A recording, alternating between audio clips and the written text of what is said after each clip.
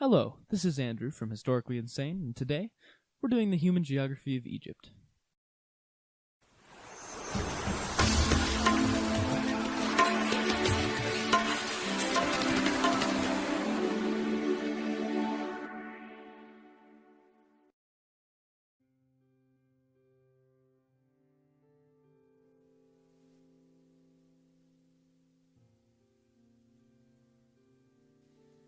Let's start with people in society. The three biggest groups of people are Egyptian, Bedouin, and Berber. Combined, these form Eastern Hamitic, which makes up a vast majority, 99.6% of the population. The remaining 0.5% is made up by various other groups, such as Nubians, Armenians, and European peoples.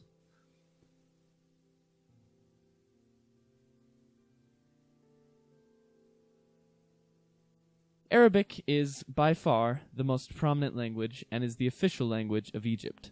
Most educated Egyptians will also know English, French, or both. Nubians and Berbers also have their own languages.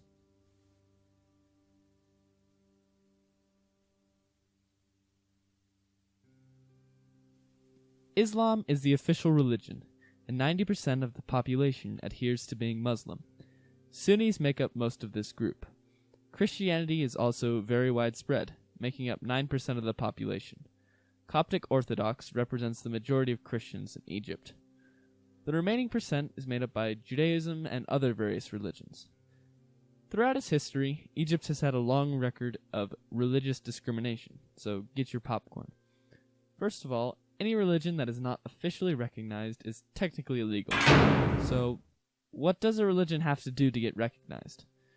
Well, if your religion is not associated with Islam, it must go through the Religious Affairs Department.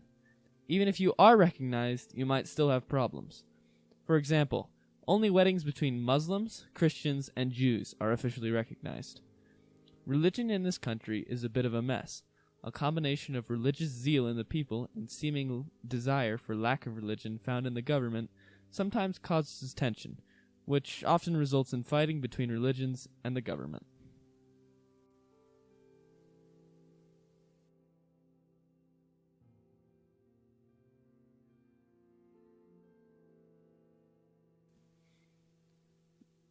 This is a tricky one due to the fact that there hasn't been an official Egyptian census since 2006.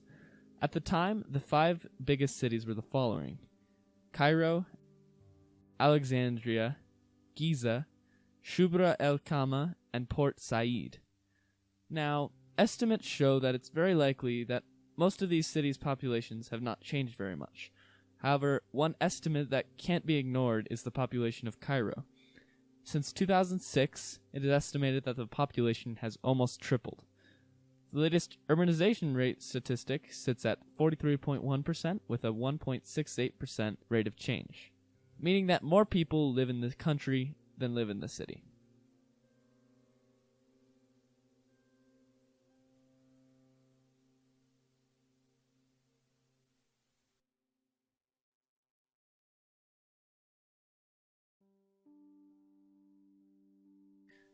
Next, economy. Egypt's economy has never been very good, but thanks to recent steps in industrialization and a move towards capitalism, things seem to be looking up.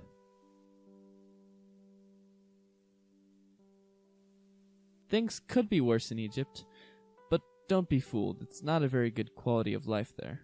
They are classified as a developing country by the United Nations.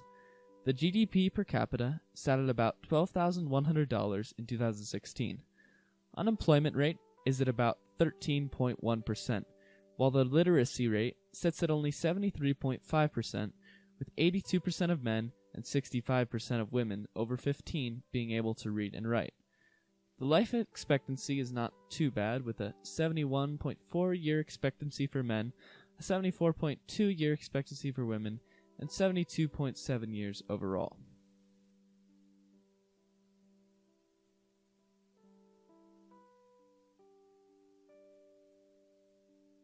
The economy is somewhere between a free market and a command economy. It definitely leans more toward market, but there are still traces of a command economy. For instance, the government still owns a lot of services.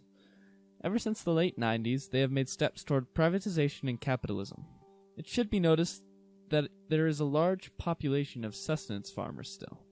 They have the capitalist ideas firmly in place there, but the economy and government just need to catch up. In terms of what actually makes up the over $1 trillion GDP of Egypt, we turn to industry and services. Services make up over 50% of Egypt's economy, while industry makes up another 35 to 40%. Agriculture barely accounts for more than 10% of the GDP. Workforce is a bit of a different story. Again, we see services accounted for about 50% of the workforce. However, the remaining workforce is split fairly evenly between industry and agriculture. Now, it may seem weird that agriculture accounts for much less of the GDP, but it has a comparable workforce to industry. There is an easy answer to that question, however. Industry is simply much more profitable and efficient than agriculture is.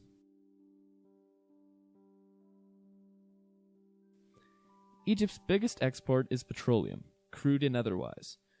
Gold and fertilizers are also big exports.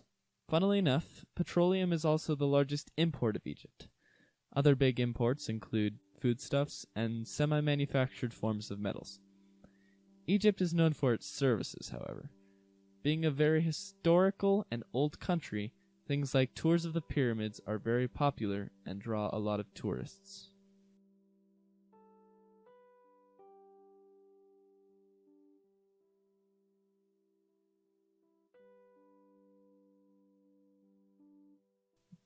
Finally, government.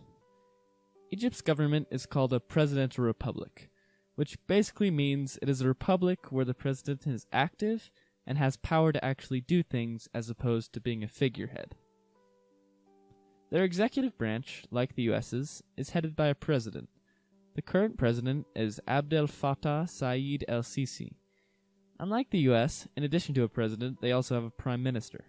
The prime minister is currently Sharif Ismail, who has been acting as prime minister since the last one resigned in September 2015. Their legislative branch consists of a unicameral House of Representatives, which is named the Majlis al-Nawab, and is made up of a whopping 596 seats. Again, similar to the US, is their judicial branch. They have a system set up with the Supreme Court at the top of the food chain and various other lower courts.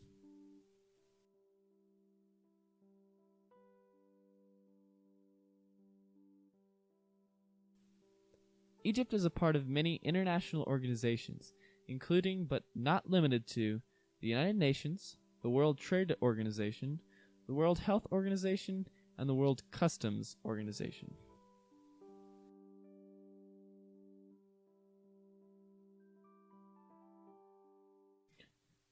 This has been Egypt's Human Geography, and I've been Andrew from Historically Insane. Hopefully you found this video interesting and you've learned something. Thanks for watching.